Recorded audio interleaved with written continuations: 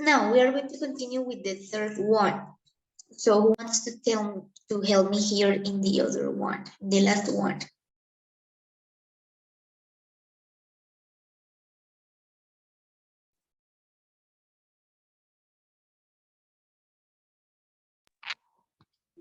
Teacher, I don't understand the phrase. I don't think in this part is like what is the meaning in that case? In what, in the last sentence? In the last, yes. Okay, I'm going to read it. let me see. It wouldn't be a good idea to take too much money with you. So the verb, the modal verb is should. So let's see the next. So, teacher, in this case could be, I don't think you shouldn't take too much money, maybe? It is not a negative sentence. In the second one, okay? In the second one, in the other one. It wouldn't be a good idea to take too much money with you. So remember that in the second one, you have a negative sentence with don't, okay? So you can give a negative sentence because you always have this negative sentence, don't, okay?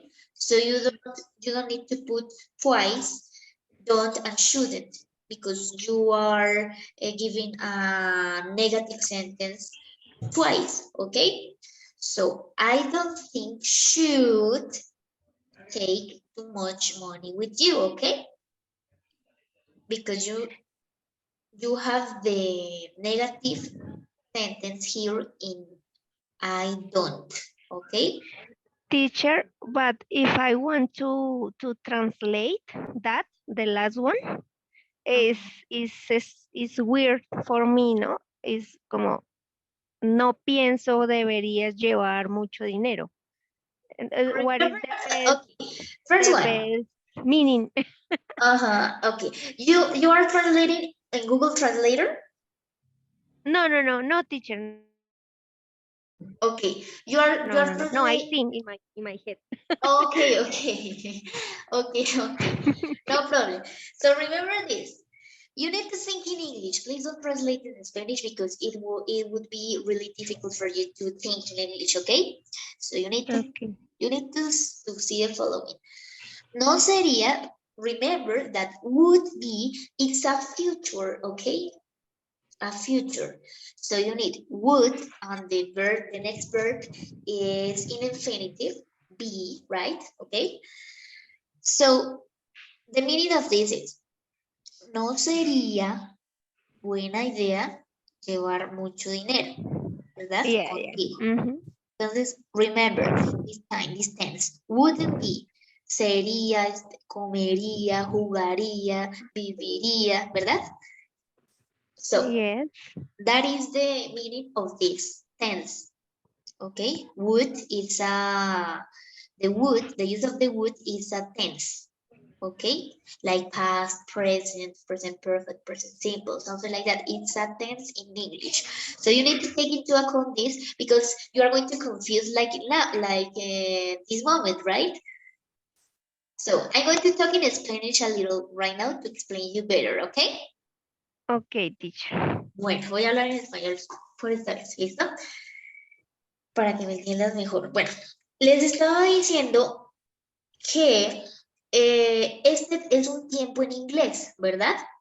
Entonces, así como tenemos el pasado, el pasado continuo, el presente perfecto continuo, bueno, todos esos tiempos, este entra a ser un tiempo en inglés, ¿cierto?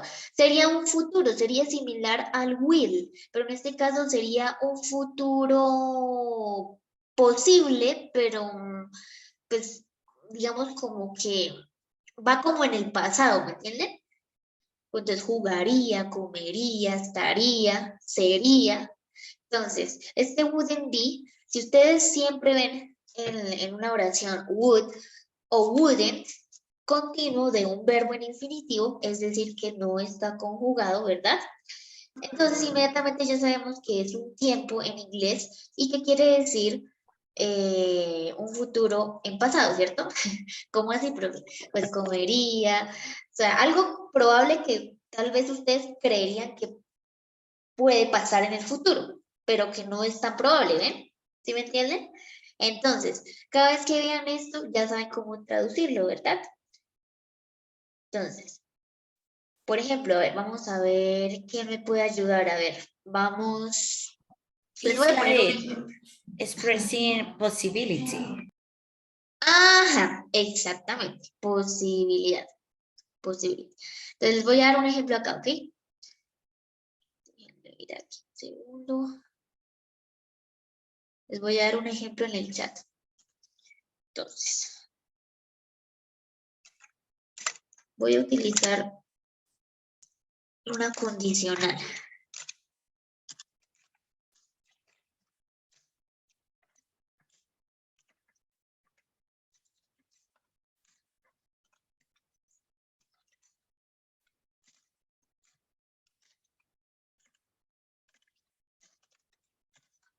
¿Me puedes decir algo? Dime. Lo que pasó al inicio del video, en mi opinión, es que yo tengo como mis creencias y una religión y eso, y no era mi intención ofender a nadie. Perdón si los ofendí, si alguno de ustedes tienen una opinión diferente a la mía o alguien. Tranquila, no te preocupes. Aquí estamos abiertos a todas las opiniones. Aquí no juzgamos a nadie. Ustedes saben que de todas maneras nosotros tenemos todo el derecho de opinar, no se preocupen, no se lo tomen muy personalistas. Sí, solo que es, qué bueno, me alegra eso, solo Tranquila, no te preocupes. no quería herir a alguien o parecer que yo soy una juzgadora, que me gustan los prejuicios Tranquila, no te y la preocupes. discriminación y eso, no me... No te preocupes, no hay problema, ¿listos? Todos estamos acá para opinar y la idea es que nosotros analicemos las cosas y también respetemos las creencias de todos, ¿cierto? Entonces no te Gracias. preocupes, no hay problema. ¿Listos? Bueno, listo. Entonces vamos a seguir. Entonces, miren el ejemplo acá. If I won the lottery, I would help poor people, ¿cierto? Entonces, si yo ganara la lotería, yo ayudaría a la gente pobre, ¿cierto? Es algo que puede suceder, pero no es tan probable porque de aquí a que uno gane la lotería, pues es muy berraco, ¿cierto? Entonces, a eso me refiero. Es un futuro improbable, ¿verdad? Ya entendimos más o menos ese concepto que de esa tercera oración. Yes, teacher, thanks. No, sino mi Listo. pregunta era más por la última, o sea, I don't think. Y sí, bueno, gracias por decirme, les voy a explicar esa parte. Okay. Recuerden que cuando ustedes vean acá abajo una negación, ¿cierto? Don't, ¿cierto? Doesn't. Y aparte de todo tienen el should, el verbo modal, sea cual sea el can't, el out, todo el que sea. Ustedes no pueden volver a negar porque ya tienen el don't y el doesn't. Acuérdense del verbo to be, ¿sí se acuerdan? Que decíamos las terceras personas van con is, con are, no sé qué. Y en pregunta ustedes no podían colocarle la s porque ya tenía la s en el das en el das, ¿sí se acuerdan? Entonces pasa lo mismo acá. Entonces, I don't think you should take too much money with you. ¿Listos?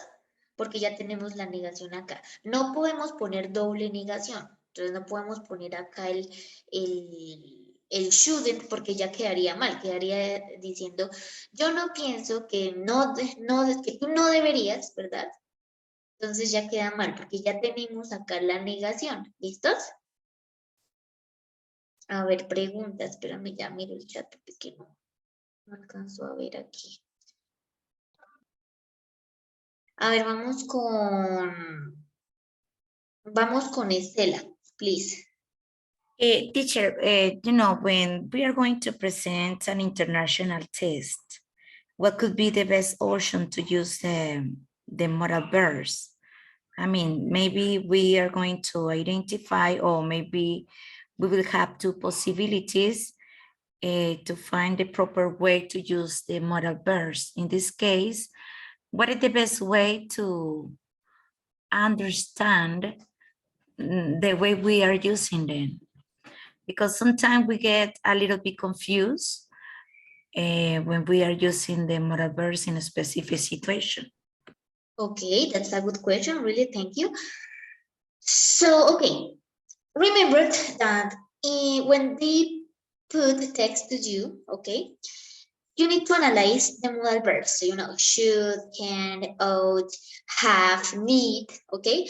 So you need to analyze and to give a research of each one of these. So for example, how can you use should? So it's a suggestion, it's a recommendation, it's an obligation, something like that. Did you understand? So for example, have to, you have to, it's an obligation or a suggestion, according to you.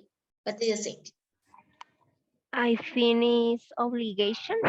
You have to do that or It's like an that. obligation, exactly. If you take into account these points and the meaning of each one of these, you can analyze immediately what is the answer of this, okay? So in this case, they are going to put a lot of exercise of this, like this, in brackets. So should. So what is should? It talks about recommendations. So maybe can say a question, okay, what do you think is the better word for this paragraph, or for this, of please complete the paragraph according the modal verbs, okay? So you need to analyze the situation. You need to analyze the context that they are talking about. For example, if they are talking about, I don't know, you can run. So what is the sentence telling you? So it's a suggestion, it's an obligation, it's an ability. What is in this case?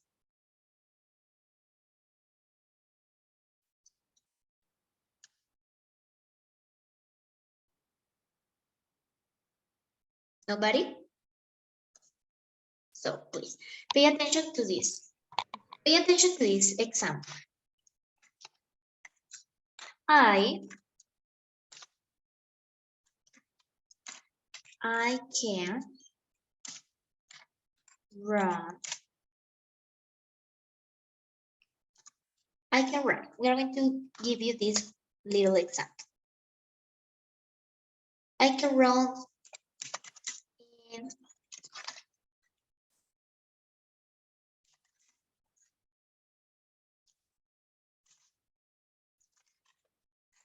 I guess this. I can run in the street. Okay. So tell me, what is the meaning of the verb can? Ability. Ability. Excellent. It is an ability, right? So tell me another thing. Do you think this sentence could be a suggestion? No. Recommendation? No. An ability, like you said. It's an ability? Yes. Yes. So you need to put the meaning of each one of the modal verbs. For example, this one. We should pay rent. We should pay the rent. So what is a recommendation, an obligation?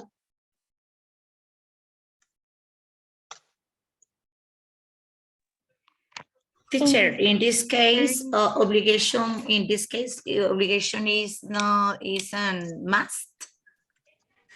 It's a what? Can you repeat? Must.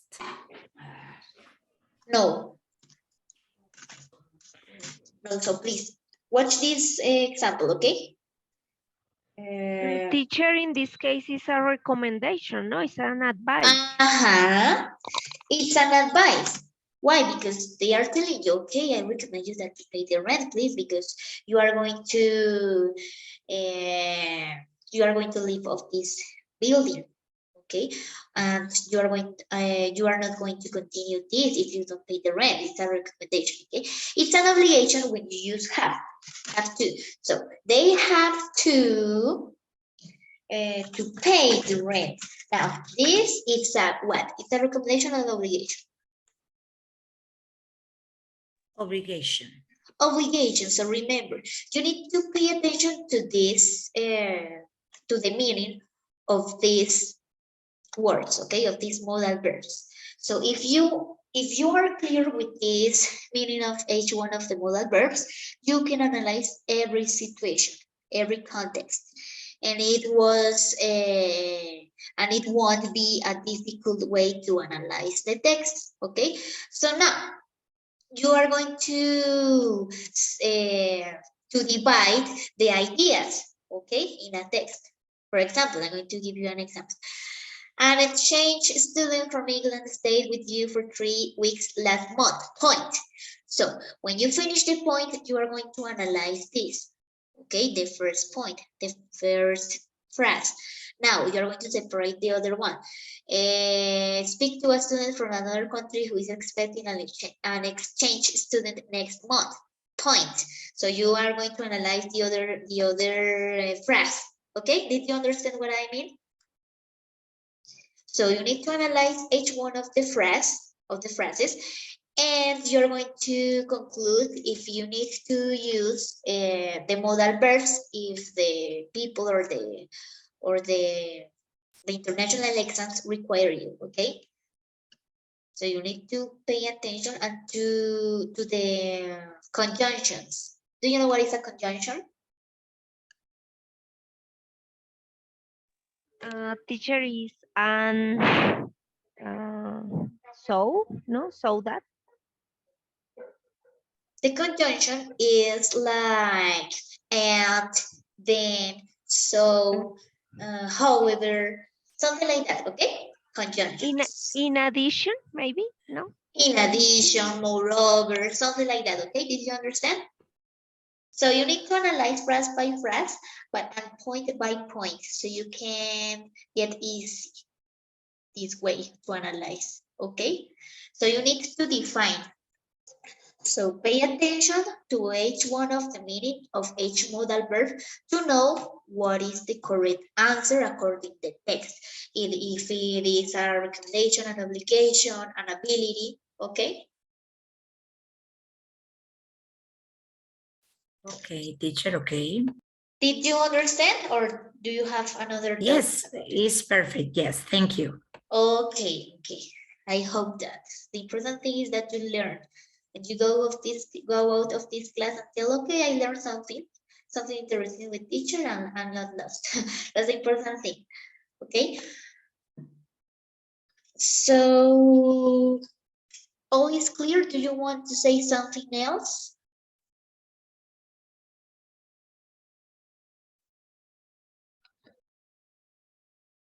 Teacher, yo estoy un poco perdida.